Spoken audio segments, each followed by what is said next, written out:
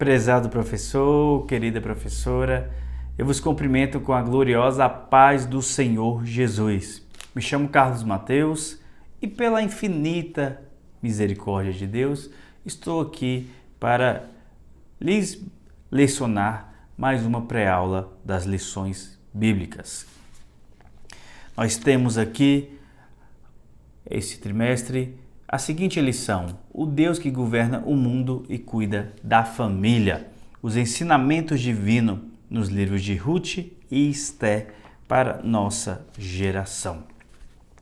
Eu convido você, professor e professora, a fazer uma rápida síntese do que já foi estudado nas 6 primeiras lições. Estamos na 7ª, estamos passando da segunda parte para o final da nossa revista. Então, nós lembramos que lá na lição de número 1, nós falamos sobre essas duas mulheres de Deus, Ruth e Esté. E hoje, nós estamos estudando, desde semana passada, especificamente do livro de Esté. Então, da lição de número 2 a 5, foi sobre o livro de Ruth, e da 6 até a 13, falará de forma específica e de forma detalhada do livro de Esté. E é bom a gente fazer com os nossos alunos, além de fazer essa síntese, fazer um quadro cronológico com os nossos alunos. Porque o livro de Ruth, como você, professor e professora, se recordam, foi escrito no período em que os juízes julgavam. E vamos relembrar os nossos alunos que o juiz dito aqui não era como um magistrado civil que nós conhecemos hoje. Na verdade, os juízes daquela época eram governantes, eles governavam, julgavam, legislavam, então eles ocupavam as 3 funções que hoje nós temos de poder executivo, legislativo e judiciário. Então, eles faziam isso num período bem distante. Os estudiosos ali colocam antes do século X antes de Cristo. Então, depois nós temos aquela época que houve a instituição da monarquia em Israel, com Saul, depois com Davi, Salomão, aí Jeroboão, aí houve as divisões das tribos. Então, é importante você destacar isso aos seus alunos.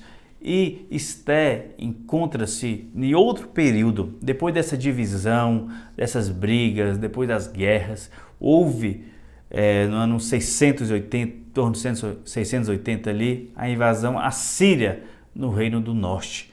Devastaram, mataram. E em torno de 580, estou arredondando aqui, meus irmãos, 580, houve a invasão babilônica ali ao Reino do Sul, Judá, Jerusalém. E Esté localiza-se depois desse período, porque depois da invasão babilônica, os judeus ficaram exilados durante 70 anos. Foi quando o Império Persa, com Dário, invadiu a Babilônia, tomou o poder. E este período que nós estamos falando agora é o período do filho de Dário, Assuero, conhecido também na literatura grega como Xerxes. Então, isso é importante você destacar aos seus alunos. Então, vamos aqui à lição de número 7, a deposição da rainha Vasti e a ascensão de Esté. Eu convido você, professor e professora, a pegar um dicionário e destacar esses 2 termos, deposição e ascensão. Nós sabemos que o Brasil é um país continental e as Assembleias de Deus no Brasil também. Então, nós temos doutores em teologia, doutores em letras, doutores em várias áreas no nosso Brasil, dentro da Assembleia de Deus. Mas nós temos também pessoas que são humildes de conhecimento técnico. Então, muitas vezes nós lemos deposição e ascensão, para muitos podem ser palavras claras, óbvias, mas para outras pessoas isso pode estar rebuscado de significados obscuros. Então você leia para os seus alunos, faça a pergunta: quem sabe o que é uma deposição? Aí a pessoa Se algum aluno levantar e responder, se tiver correto, você parabeniza. E se não tiver correto, também parabeniza pelo empenho e ajusta ali aquela resposta. E do mesmo jeito, a ascensão também, para que todos os alunos recebam a mensagem mais clara possível. O texto áureo encontra-se lá no Novo Testamento, no livro de Tiago, capítulo de número 4, verso 6. Diz assim a palavra do Senhor: Antes, dá maior graça. Portanto diz, Deus resiste aos soberbos, mas dá graça aos humildes. E a verdade prática diz o seguinte: devemos nos conservar humildes, confiando na justiça de Deus, pois Ele governa a todos, abatendo ou exaltando.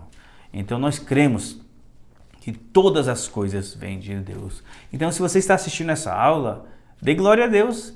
Deus te deu vida. Grite aleluia. Ele te deu oportunidade, deu razão de aprender um pouco mais. Então, quero ver se você está assistindo mesmo e é grato ao nosso Deus por essa aula. Comente nesta aula, curta essa aula e compartilhe a outras pessoas. A guisa de introdução, o comentarista, o pastor Silas Queiroz, ele diz que Deus estabelece princípios imutáveis pelos quais governa a todos os povos, independente de cultura, época ou lugar. Eu convido a você a trazer aos seus alunos uma tabela dos atributos comunicáveis e dos atributos incomunicáveis de Deus. A nossa própria declaração de fé das Assembleias de Deus, promulgada no ano de 2017, retrata estes atributos. Mas eu convido você também a se especializar, leia outros livros, outras literaturas. A nossa casa publicadora tem diversas obras e eu cito aqui duas: Teologia Sistemática sob a Perspectiva Pentecostal, editada por Stanley Orton, e também Teologia Sistemática Pentecostal, editado pela nossa casa, com autores brasileiros, publicado em 2007. Lá fala na teontologia, na doutrina de Deus, fala destes atributos. Estude com seus alunos estes atributos. Tá bom, meus irmãos? Vamos ao ponto de número 1, o banquete de Assuero e a recusa de Vasti. Filho de Dário, Assuero governou a Pérsia durante 20 anos. E ele era um rei muito poderoso. As Sagradas Escrituras nos ensina, assim como aqueles escritos extras bíblicos que contribuem com essa confirmação teológica, que ele governou desde a Índia até a Etiópia. Então, é um espaço geográfico muito grande, desde ali ao leste da Índia até ao oeste ali na Etiópia, descendo o Egito ali ao sul, Etiópia. Então ele governou muitas nações, ele era muito poderoso. Mas nós sabemos que todo o poder vem do Senhor. E não há nada que aconteça nesta terra a não ser permissão do nosso Senhor. E esse rei Assuero, ele quis fazer um banquete público, ou seja, ele quis fazer uma festa.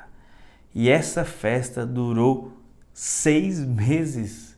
Imagine, meus irmãos, 180 dias de festa, 180 dias de bebidas, de comidas, esbanjando o seu poder. Então, nós devemos alertar aos nossos alunos que Deus não aceita a soberba.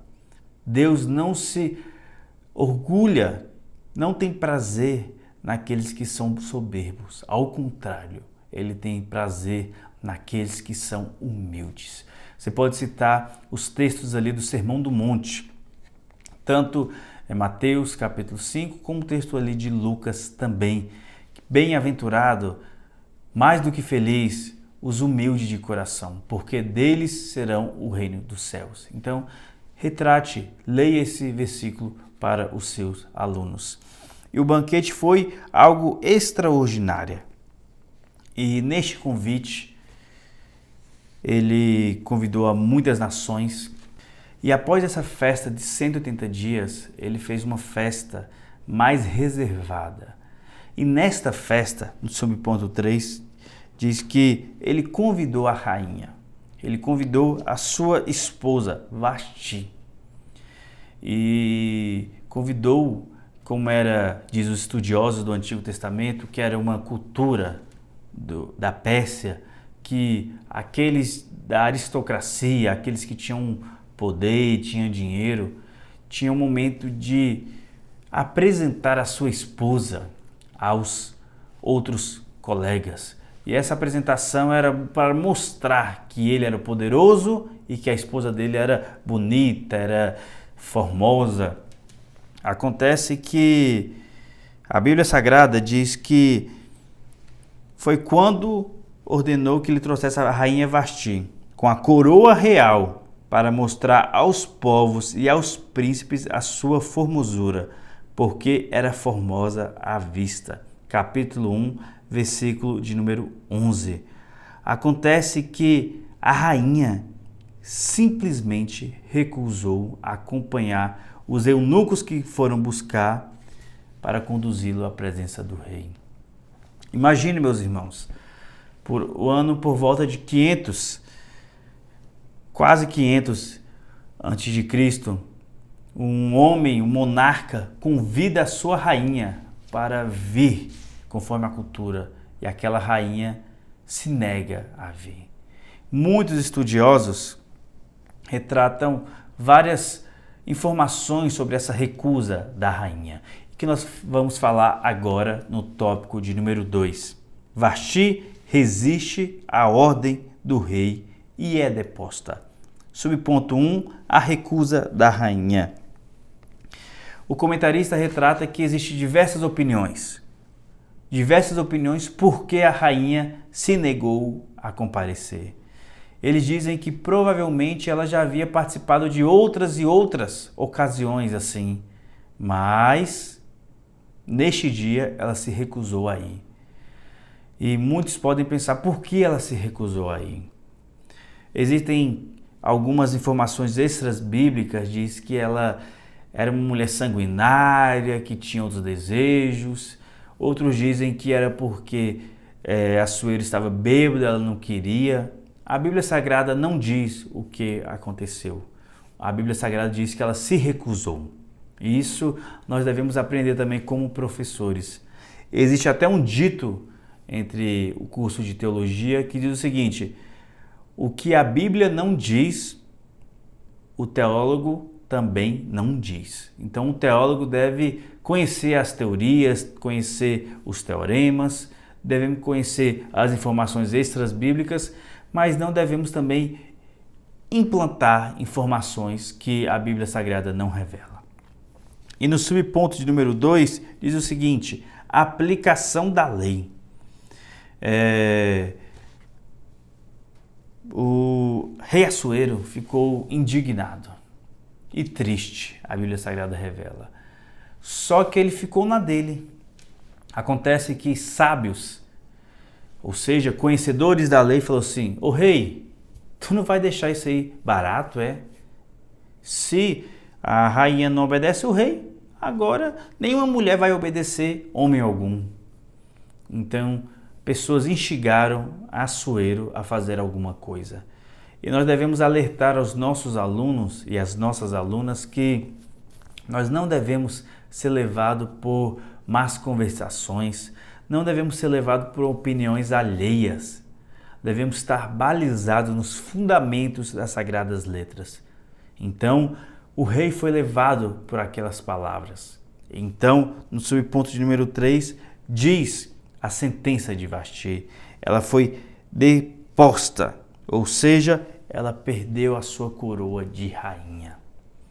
Nós sabemos que todas as coisas contribuem para o bem daqueles que amam a Deus. Só que Deus não é um Deus depóstata, não é um Deus incongruente, não é um Deus ignorante.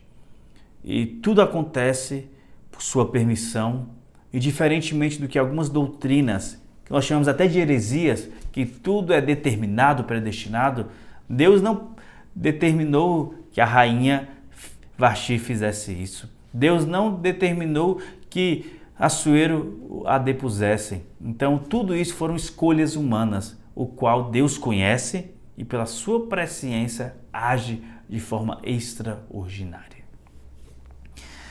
E no ponto de número 3 diz o seguinte: Ester, a judia que se torna rainha em terra estranha.